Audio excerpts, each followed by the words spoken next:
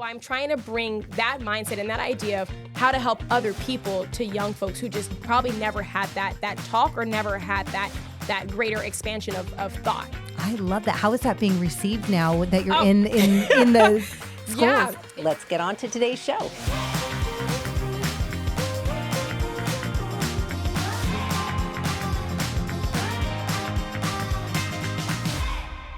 Welcome to the Leadership Lowdown. My name is Jodi Low, and I am so excited because my new best friend, Rispa Ballard, who is is it president? Did I get that right? President of Nova Farming. Yes. I am so excited to talk with you because just in the few minutes that we've been chatting, I'm like, your energy and all that you've accomplished, I cannot wait to share and unpack all of this with our listeners. So first and foremost, tell us about you. You grew up where? I grew up in Guinta, California, so Northern California, Yolo County outside of Sacramento.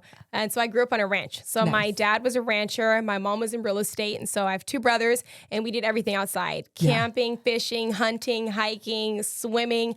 We raised all types of animals, sheep, goats, pigs, horses. One time a neighbor dropped off some possums to us. Oh my goodness. We were just outside kids. I kind of think it's like Lord of the Flies was my childhood. Oh my gosh, but we had a great time. it. Everything outside we were just involved in everything in nature. That was just your what you knew in your happy place. That's it. Yeah. And so growing up with all those animals, because being in ranching and farming, obviously you might have some animals for a while, and then you might not have some animals. So was that hard, or did you see from an early age more of like cycle of life just kind of understanding the cycle of life, right? Being in agriculture and understanding where your food comes from, it really it helped me.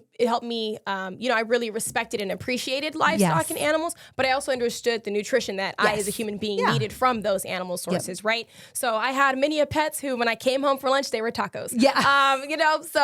But it was part of life, and I think because I experienced that at such a young age, it wasn't anything detrimental. It was just the way it was. It was just what it was. It was similar to my parents. My dad's side's from Texas, Louisiana. My mom's side from Arkansas. Their cousins and their aunts and uncles grew up the same way. Yeah. Right. But when I went to college and then I came back, and I think I became a part of the world because I was like, wait, Daddy, no. Because all my friends were like, wait, Rispa, you didn't just eat. And I'm like, oh, wait, maybe. So, but growing up, it's just the way things were. It's just what it was. So your parents started Nova.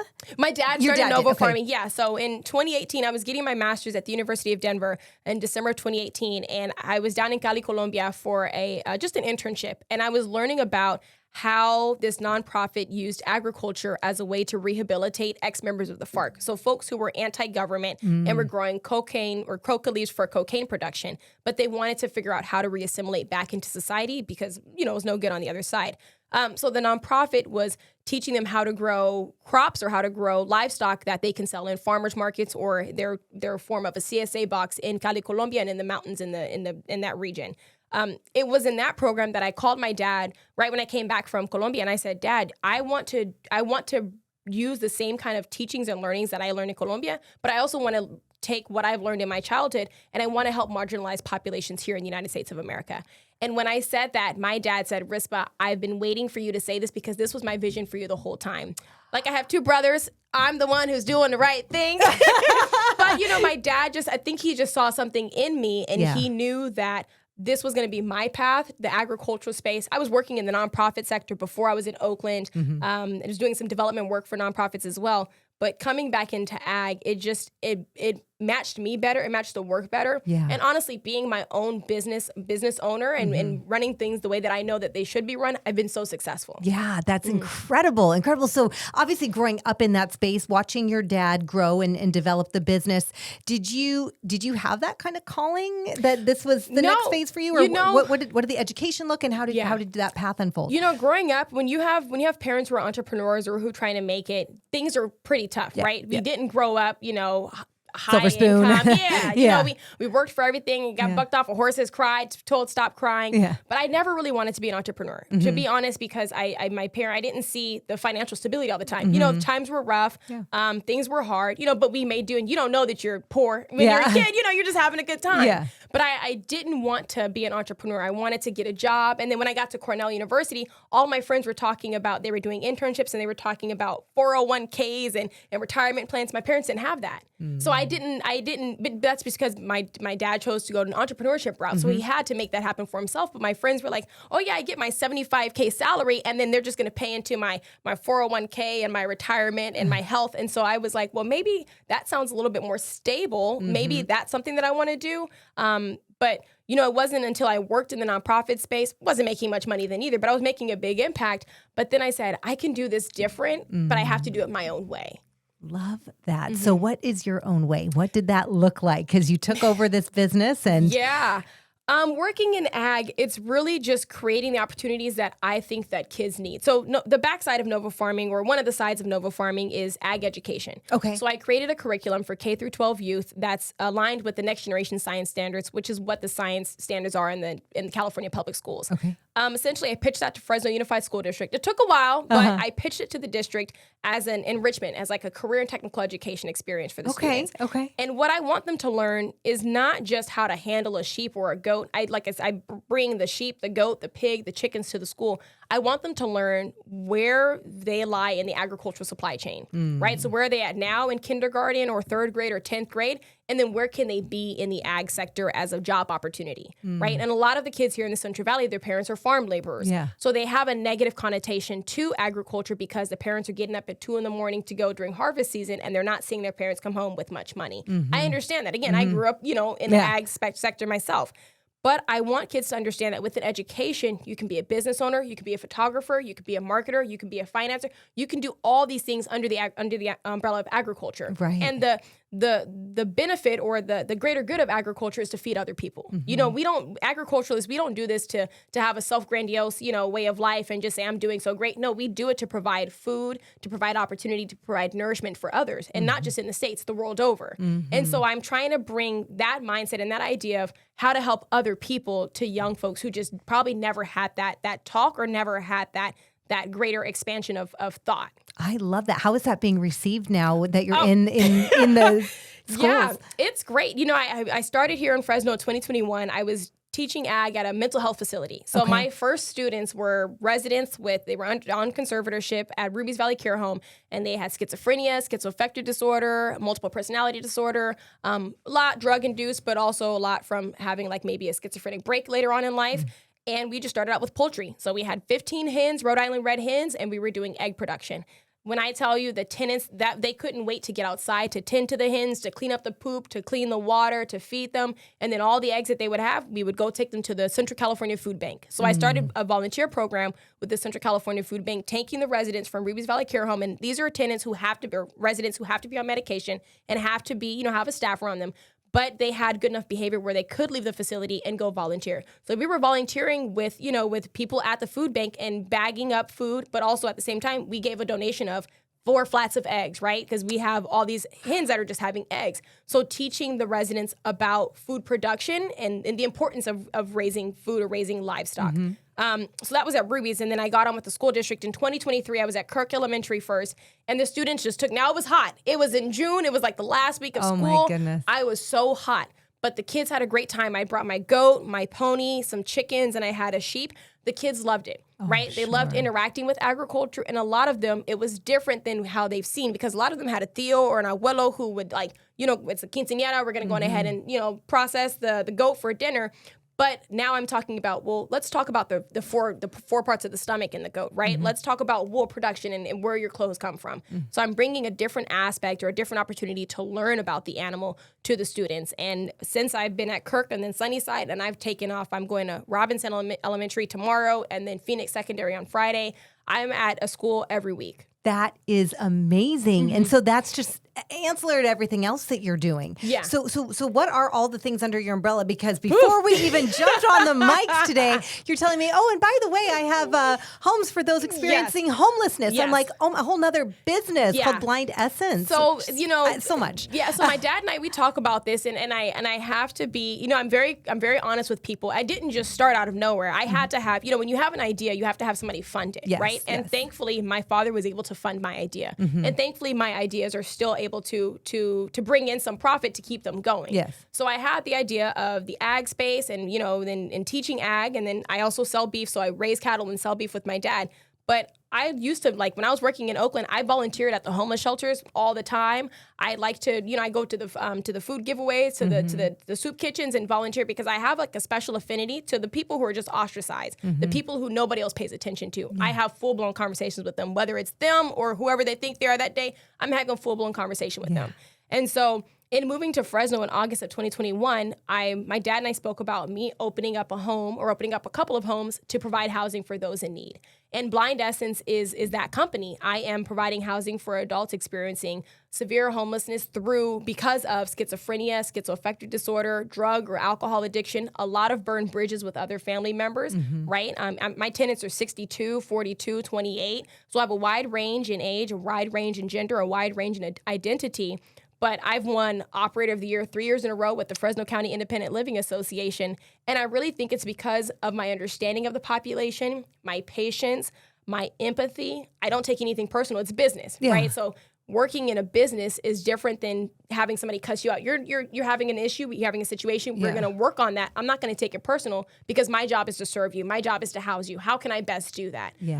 So I've been doing well with my housing. I've had evictions here and there. We try to figure out who matches in the home and who can fit and who doesn't fit and who's ready for stability. That's always a hard one, is trying to figure out who actually is ready to be stable. But there's no shortage of tenants because there's a lot of people experiencing homelessness. I mean, I've had people who were working and they said, my baby mama kicked me out. I just need somewhere to be. In the meantime, while I get myself together, no problem. Room share, right? You get a room. I have other people who parents moved out of town, the child has autism or the child has a disorder and they don't want to go because their services are here, right? But the parent's like, I still want to live my life. I understand that, right? People shouldn't be crippled or beholden to their child because of a disability. I really think that people should be able to live their life because the child has their own life to live. It's just going to look a little bit different. So I have tenants who have, a couple of intellectual disabilities and they are doing perfect. Wash clothes on their own, make their own meals. If I need help with the animals, I have livestock on the property. They'll come and help me with the animals. They're having a great time. It just looks different than what people would assume. Right. And did you have a background in that? Because it's a very specific niche that you're working with. So my background actually is in sex trafficking. So I worked with sex trafficking youth in foster care in Oakland. So I did that for 3 years. And then I went to graduate school in Denver and studied international sex trafficking, international human trafficking and forced labor. So I have a background in working with marginalized, ostracized, severely traumatized groups. But in the mental health space, I was thrown into working at Ruby's when I came to Fresno. And I kid you not, my first day, I had just watched Nurse Ratched on Netflix. My first day at Ruby's, I cried because I just had, you have a negative connotation if you don't understand mental health. You just think everybody's bouncing off the walls and they're going to attack you. It's not like that, right? And it's just me understanding what mental health looks like. I read the DSM-5 to better understand what the disabilities entail, what I learned baselines. I learned how to read people. I learned how to interact with folks. And I think that also goes to my overall personality of being a people person. That's why I work best as like a business owner, because I know how best to seal the deal. I know how best to talk to you to make sure that whatever issue you have, I can resolve it. I don't have to rely on somebody else to resolve it. I don't have to wait for a higher up to say, how do we resolve it? I can fix the situation right now. Wow. I'm just blown away, and I'm sure our listeners are too. How do you manage all this? Because that's a lot of things for one amazing. I mean, you are a powerhouse. I'm going there, but oh my goodness, how do you manage? Well, so to get started, my dad, he would kind of come in because he doesn't live in town, so he would step in and help me out, but. I really just learned how to for the housing piece, learned how to get folks who want to be stable. If I have 15 tenants, if I can get 9 out of the 15 that are stable, great, because I can pull in supports for the other 4. It's not all on me. For the animals, I know how to clean up poop and tend to them if they're sick. So that's, that takes care of itself. For the ag piece, for the education piece, just trying to figure out, once I pitch, I did the hard work to get a deal, to get a contract. I'm in the schools. You tell me where I got to go on a Thursday or Friday, I'm there. I have the curriculum. I have the PowerPoint. I got the animals. We're good to go. So my dad helped support a lot. And then I also have a very solid boyfriend. My boyfriend is very supportive. If I need him to feed the animals, if I have to go out of town, or if a tenant's got locked out and I'm somewhere and he has the key, he'll let them in. He's very supportive, not jealous, not angry, not upset. I say he's my anchor, right? I'm a ship and I'm just sailing and exploring, and he's able to anchor me and make sure that I'm successful in any way, shape, or form. So him and my dad are a great duo in supporting me in that space.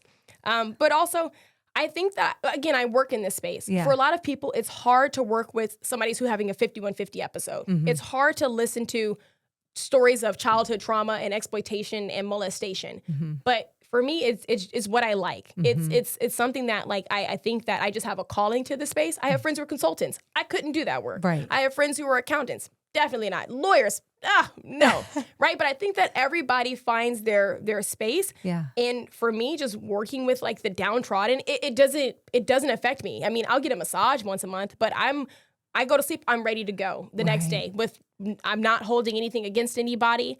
I'm not upset about anything. I'm understanding of the situation. And I think that's how I'm so successful in these very niche business opportunities. Yeah. Do you ever feel, because I know, there's always that like balance question, right? And for me personally, like, I don't know, when I train and teach, I always talk about how balance is something that, when we talk about work-life balance, there is no such thing, right? We're one person. And so to me, it's like, if you're balanced, you're not moving, and life is always moving. So how do you create that integration of these three plus different things in terms of just even the time and the scheduling and all of that? Is it just every week's a little different? Or? Every day is different, right? And so, but I have a calendar. My calendar on my phone, I check it every 30 minutes to figure out where do I need to be, what time do I need to be there, how much time do I have in between time, because throughout my day, I still have to feed my animals. Yeah. So whether I feed my animals at 6 a.m. or if I can get to them at 4 p.m., I have to figure out, okay, so when can I take a break to head to Southwest Fresno to feed my animals and then get back to wherever I have to get to.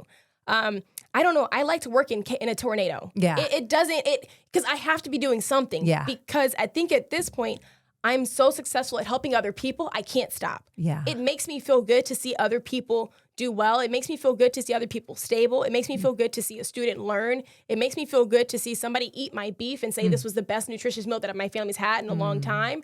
So for me, I'm happy. I'm looking for like that next opportunity to win, but the win's not for me. The win is for whoever I'm assisting. Yeah. And if it can fit in my schedule, I'll do it. Like but yesterday, it was a whirlwind of emotions because I had an ABC 30 News article about the Got Milk campaign. I had another article about, my life in ag with my dad and his experiences and discrimination, and then where am I at now? And a lot of people were DMing me and texting me and liking things and commenting, and it got overwhelming. And I told my dad, and I said, I had to cry because I'm a crier. But it was really because I was just so happy that other people were excited for my progress. Other people were excited for my journey, and other people want to support. I mean, and it's not every time that you find a young person that's more of a social entrepreneur looking at how they can help others versus how they can make money. Because there's when I lose a tenant or I lose 3 tenants in 1 month, I don't have any money for that space, right? Yeah. That's a gap that I have to fill on my own financially. Sure. But I'm so thankful and gracious and happy that I have friends near and far that are like, yes, you go, Rispa. And it just shows that the support that I have, and it just keeps me going every day. Yeah, I love that. But I mean, and to recognize that, I mean, obviously, very young age, extremely successful, balancing so many things, juggling so many things, and yet always with this forward focus and focus on others. And do you think when you look at just what the keys to your success have been, is it that focus on others? Is it that mentality for you? Or is there something else that you think is the fuel? Growing up, we were always taught to help others. We were always taught to give back to society. Don't take, don't harm, just give back to society. And me being the only girl, I think I really took that to heart. We had animals who were injured or who were lame. I'm assisting. I'm helping. If my brother got injured while we're out playing, I'm helping. I'm trying to figure out what can I do. I wanted to be a surgeon. That quickly left. I wanted to be a doctor. I was like, when I got to Cornell, I said, woo, organic chemistry, miss me. Yeah. But even when at Cornell, I would always volunteer. I mean, I got into Cornell on a volunteering scholarship because I just always want to help people. Wow. I always care about people. I always want to give my time to people. I always want to assist. I will sit in my home and talk to my tenants for 2 hours, and they're schizophrenic. What are we talking about? Couldn't tell you. Who am I talking to today? I don't know. But I'm always willing to lend my time, lend an ear. Another thing that I did in my neighborhood, Miss B's summer school on the porch. My neighbors are all students. They wanted me to help them read. So I've spent a whole summer in 2024 just reading to kids on my porch. And it wasn't because I wanted to do it. It was 110 degrees outside. They asked me, Miss B, can you spend time with us to read, to do math, to learn English? Yeah, every day. Last summer, I was out on the porch teaching kids. And they showed up every day. Rispa, you are like my new hero in life. And you're giving me so much faith in humanity right now. I love this. I think that's like, it's what's different, I guess, about me is that I'm different than what most people think a young person. I don't have children myself. You know, I'm different than what most people would think that like the American young person looks like. I'm not superficial, although a nice handbag, if you got one, send it my way. But you know, I'm not superficial. I'm caring about others. And then for my friends who just don't have the capacity to care, they send money, and that's all I need. You know, I need money to buy the kids snacks. I need money to pay PG&E, lower the rate. I need, there's other ways that my friends can assist that is just not their way. Right. And again, I'm doing this also. I have a very supportive partner. You know, he's not asking me to spend a lot of time and to do a lot of things and to detract from here. The kids come to the porch. He says, all right, Ms. B, the kids are outside. You know, so I get up and I go outside and he's just chilling, you know? And so to have all these supportive spaces and friends and family is what really keeps me going. Now, is there a time where it's just like, whew, I got to turn it off or it's too much? Yeah. But for that, it's crazy enough. I just watched Judge Judy on my phone, and then I'm back Judy. at it. That's the answer? That's Judge Judy. You heard it here first. Judge Judy is the answer. Judy. All I need to watch is Judge Judy. I'll watch the little Facebook 3.5-minute reels, go back, watch the next episode. That's your reset button. That's it. You know what? We all have our thing, and I think I just fell in love with you a little bit more. I love that. That is so amazing. That is so amazing. I could literally sit here for 2 days, 10 days, hearing all about this. I want to ask you some fun questions, and the reason for this is I think it just gives a little glimmer and insight into who you are just through the fun answers. And these questions come from a French talk show originally, so just roll with it, whatever comes to you. So, Rispa, what is your favorite word? Can't use a cuss one. So, a good one. No, a good word. What is my favorite word? I don't know. Oh, wow. I know there's words that I say a lot. Yeah. Whether it's the sound of it or the meaning of it. Oh my goodness. I'd have no idea. Let's go to the next one and then I'll come back. Okay, well, it's your least favorite word. Probably no would be cliche, but probably like a phrase around that's not possible. So whatever word anything that that's could hindering be, you from doing what it is you want to do. Yes. Got it. So it can't or no or something like that. Yes. So then does that help you with your favorite word? My favorite word is probably whatever, how can I help? Whatever that something can about be. Serving. Yes. Well, and that shines through right from the moment you walked in the room. So I love that. And you kind of answered this, but when you look at just your whole life and your whole experience, what turns you on most creatively, spiritually, emotionally? Like what just lights Rispa up? Helping other people. Yeah. Is it just that? That's it. I mean, so my name comes from the Bible, 2 Samuel chapter 21. And the story of Rispa is really about helping others. There's a whole, story in 2 Samuel, but the figurative definition of my name is Mother of Undying Love. When I tell you I cannot stop loving, it doesn't deplete from me. And I think that I have embodied Rispa truly as in my adult life. Yeah. And so for me, it just constantly giving, constantly helping. It doesn't help. It doesn't hurt. It doesn't hinder. It doesn't take away from me.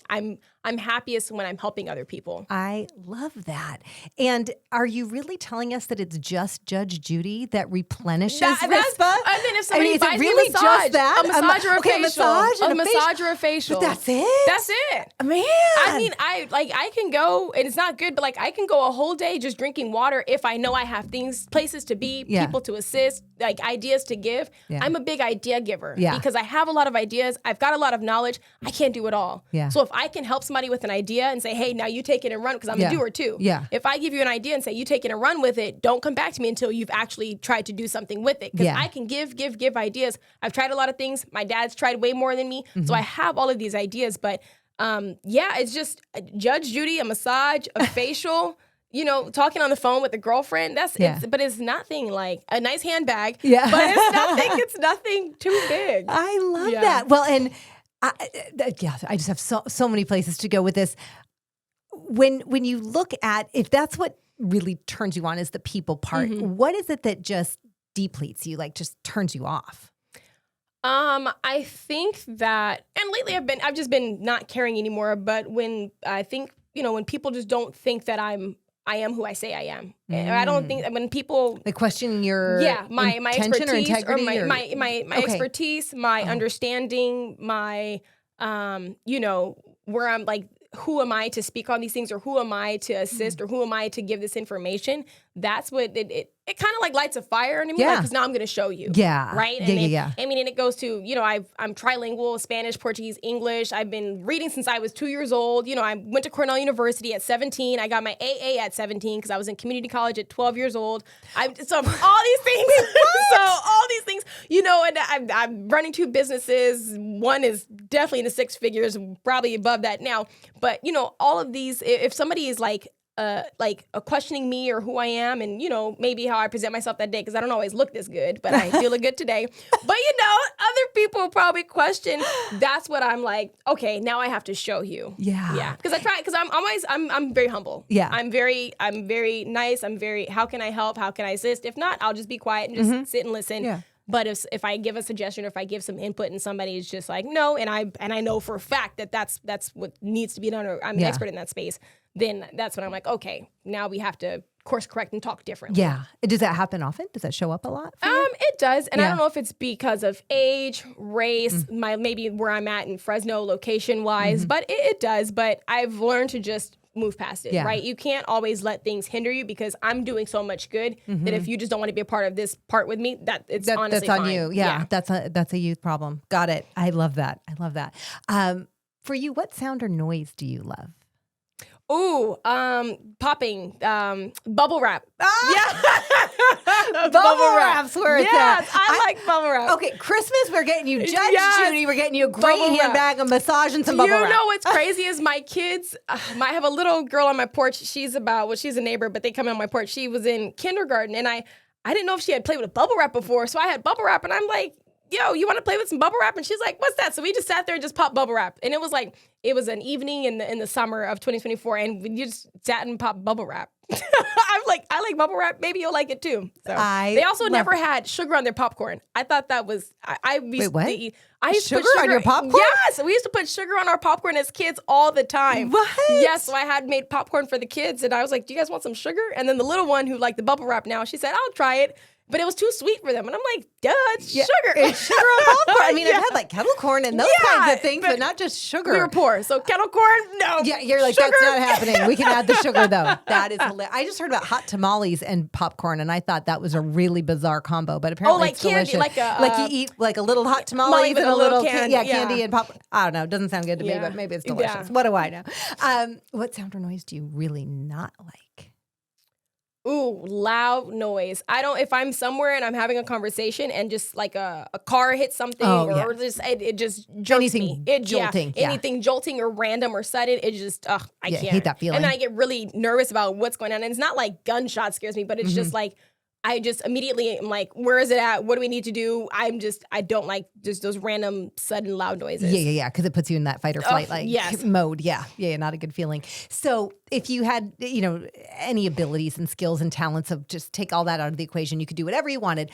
What profession completely unrelated to your own would you love to have done or attempted? Violin. I would have loved to have, I played the violin as a kid. But, when you're a kid, you don't want to do something, so you tell your mom, I don't want to do this anymore. But I would have loved to have been a part of a large orchestra and traveled and really done something with the violin. I tried to pick it back up during the pandemic, but I was just like, man, I suck. So I just couldn't even bear to listen to me.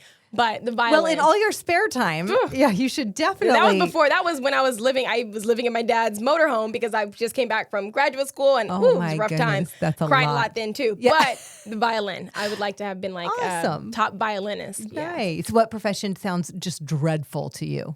Ooh.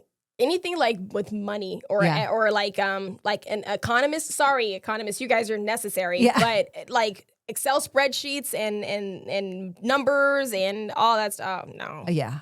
I tell my sister all the time, I'm like, God bless you, because Excel spreadsheets and numbers and all that. No. Not my jam either. I was talking to one of my girlfriends about this. I'll even try to Google like, how do I make this sell what I want? And the instructions will tell me I'll get that error. I'm like, forget it. You're like, I'm out. I'm going to find somebody that's great at this that thrives on spreadsheets. Yeah. I get it.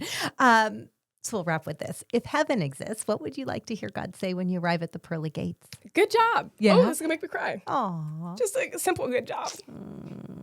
Rispa, I have to tell you, I've been on this planet a long time, 53 years. And, people, you meet people that just spark something in you or you feel something deep. And from the moment you walked in the door today, I'm like, wow, this girl is magic. Thank you. You are something really extraordinary, something really special. And I love that you wear your heart on your sleeve.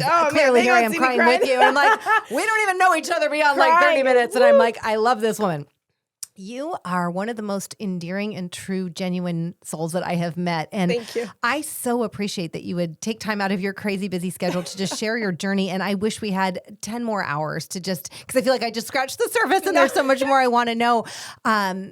And I really hope that we can stay engaged, whether it's through the BBB or however we can support you. But you are just dynamic in the work that you're doing and the education you're giving and how you're doing it is just so beautiful. And I love that nothing is impossible for you and you just go after it again and again. So thank you for sharing your heart and your soul with us today. No problem. Thank you. To just wrap us up, if there was a piece of advice or word of wisdom or something that's, I guess, been meaningful for you throughout your years, what would that be that you would share with our viewers? I would say, don't worry about the money. Don't worry about the money. Yeah.